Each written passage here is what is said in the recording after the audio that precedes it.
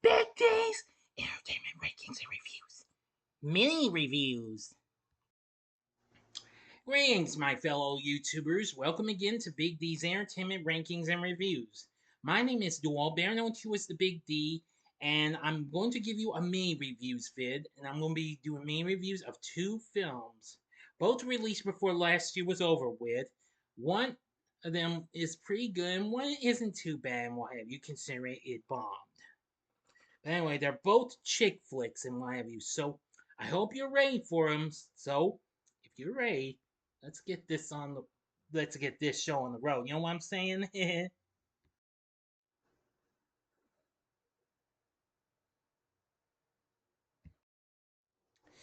The first film I'm going to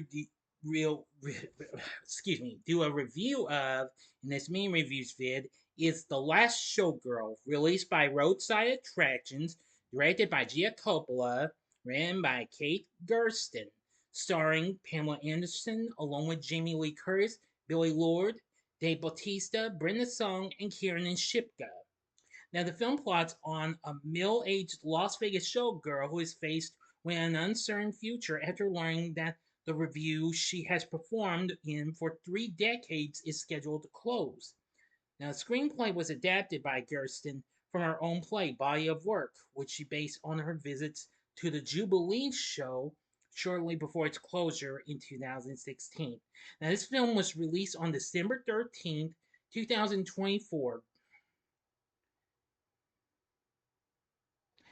just 3 months after it made its premiere at the Toronto International Film Festival in September. Now, actually, it had a limited release last year, but it expanded earlier this year on January 10th. Now, it focuses on Shelley Garner, a 57-year-old showgirl who has performed for 3 decades in La Razzle Dazzle, a classic French style review at a casino resort on the Las Vegas Strip. Our co-stars in the show now include several younger women, including Marianne and Jody, who view Shelley as a mother figure. Shelley's older friend Annette maintains a close kinship with Shelley, despite having been ousted from the show years prior, now works as a cocktail waitress.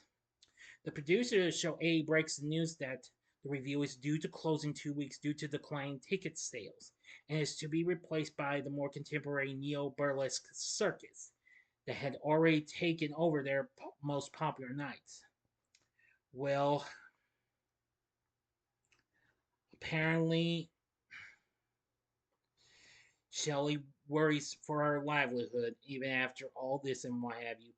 And Marianne and Joey began auditioning for roles in other shows on the Vegas Strip, despite Shelley's objections that they are low class and too risky. Well, risk, you know what I mean.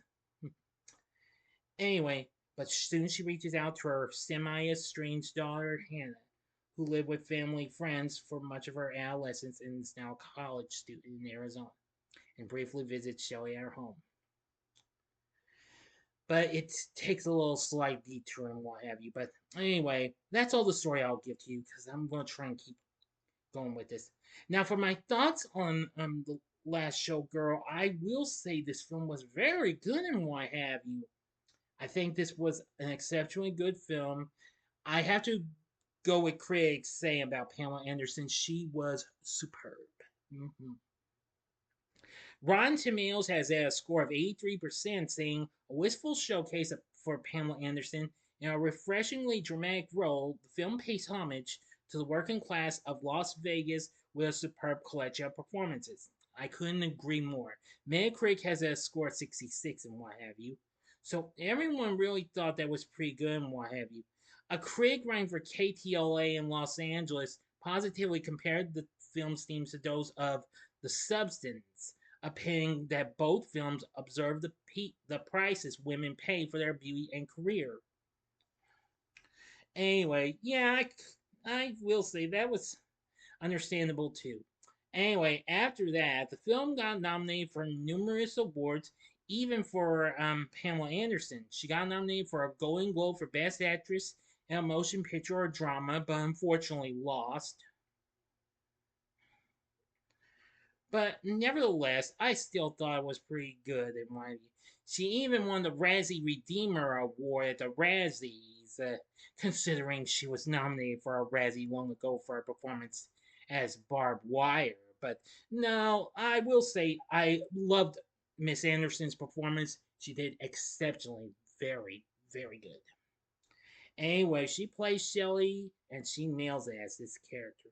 Kiernan Shipka plays Jody, and I've got to say she was pretty good. She had recently appeared in the sixth season of Riverdale as she was Sabrina in The Chilling Adventures of Sabrina on Netflix. Yeah, I gotta have myself. But she also appeared as Sally Draper on Mad Men, so she did pretty good. Mary Ann is played by Brenda Song, who she's all grown and what have you. Even though I remember as a youngster from being in Like Mike and The Sweet Life of Zack and Cody, and its spinoff The Sweet Life on Deck. She did very good. Billy Lord, who happens to be the daughter of the late great Carrie Fisher, does a good performance as Hannah. We have Dave Bautista's Eddie, not too bad. Jason Schwartzman as the casting director in the film, and Jamie Lee Curtis as Annette. She's not too bad, although I kind of didn't feel too thrilled with her dance performance on this one scene. Believe me, I much rather liked her little dance performance in True Lies, to be honest. But nevertheless, it was still pretty good. Andrew Wyatt's score for the film was really good. It also included a song by Miley Cyrus called Beautiful That Way, which was not too bad either. But anyway, The Last Showgirl is definitely worth looking into. For my score, I give The Last Showgirl 4.5 stars. On a scale of 1 to 10, I give it a 9. Now to the next main review.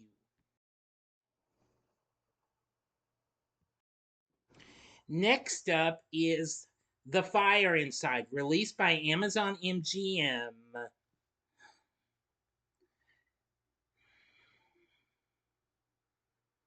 Now, I am going to tell you now, this is a true story film. Now, before I get into this, please stand by. Okay, now before I continue, sorry about that. Before I continue the start the Fire Inside review, I will forgot to mention something about The Last Showgirl. It made 7 million at the box office on its 2 million or less budget.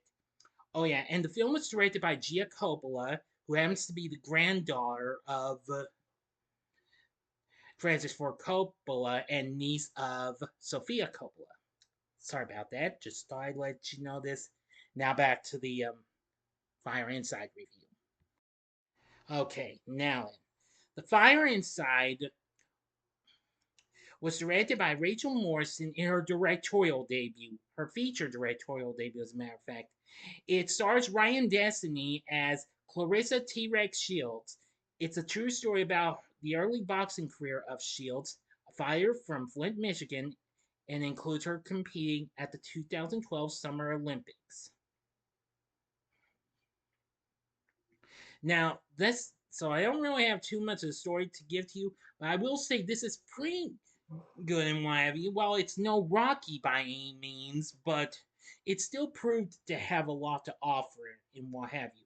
It actually did the same as The Last Showgirl. It made its premiere at the Tribeca, not the Tri. I'm getting tongue tied again. Toronto International Film Festival on September 7th, and released 3.5 months later. It premiered on Christmas Day last year. Unfortunately, the film bombed at the box office, failing to only make 8.1 million on its $12 million budget. So, apparently, the film was originally to be done by Universal, and they hired Barry Jenkins to direct a documentary film called T-Rex about Shields, with the possibility to direct a new film. Unfortunately, it just didn't happen, and what have you. But soon they managed to get it, and it turned out to be a pretty decent film, and what have you. Now, I liked Ryan Destiny's performance as Clarissa Shields. Most people would know her from the former Fox TV musical drama known as Star, as well as Freeform's Grownish. I will say she's very good in her performance. Brian Tyree Henry plays Jason Crutchfield, who's pretty good. The rest of the cast isn't too bad either. While despite the film bombed at the box office, though, it still, however, got good reviews. With a 93% rating on Rotten Tomatoes, they say equal measures inspiring and enraging. This typical sports drama knows how to take a hit and dole them out with enough emotion and vigor to stroke the fire inside. Metacritic has it a score 79, and audiences polled by CinemaScore gave it an A, while those surveyed by Post-Track gave it an 86%. Great. Anyway, this film also got nominated for some awards, but unfortunately didn't win any, not even at the NAACP Image Awards. Oh well. Nevertheless, I think this film has a pretty good story and what have you. I mean, if you're into films about boxing like Rocky, or even, well, this isn't the first time I've seen a film about a girl in the, in boxing and what have you. Of course, I saw the film Girl Fight a long time ago. It was pretty good. Anyway, Tamar Kali does the score for the film, and it's not too bad. Rachel Morrison's direction is not too bad either. So, anyway, the fire inside, while it may have bombed, but nonetheless, it's still pretty good. Now, would I recommend either of these films? I'd say yes. But I'm getting too far ahead of myself again. Oh no, I'm sorry. I forgot to get my score.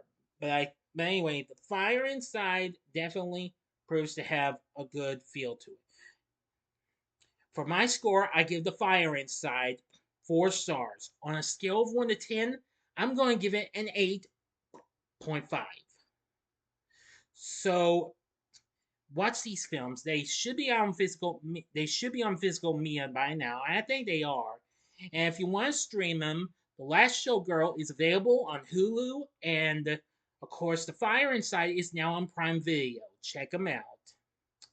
So, what did you think of The Last Showgirl and The Fire Inside? Have you seen either of these films? If so, let me know in the comments section below. If you like this video, consider clicking the like button, subscribe, and be a part of the Big D Nation. Continue to help support my channel, make it grow and make the views grow. Tell all your friends about my channel, give them to know me. Maybe they'd like to be a part of my Big D Nation. Share my vids with your friends if you'd like as well. And next time, I'll be bringing to you my review of A Simple Favor. So if you like this, check out my reviews for some of these other films. In the upper left-hand corner, if you liked a little bit of fighting like what you could get in The Fire Inside, check out my spoiler-free review of the new Karate Kid Legends in the upper left-hand corner. Or if you'd like a little more Pamela Anderson, check out her film Barbed Wire in the upper right-hand corner. Or if you'd like more mini reviews, go to the bottom left-hand corner and see my recent mini reviews vid on the recent Focus Features films, which were Last Breath and Black Bag. And the bottom right-hand corner is the button you can click to subscribe. If you like rankings and reviews on movies, TV, music, video games, etc., then I'm your guy. Thanks for watching. Until next time, I'm the Big D saying, see ya.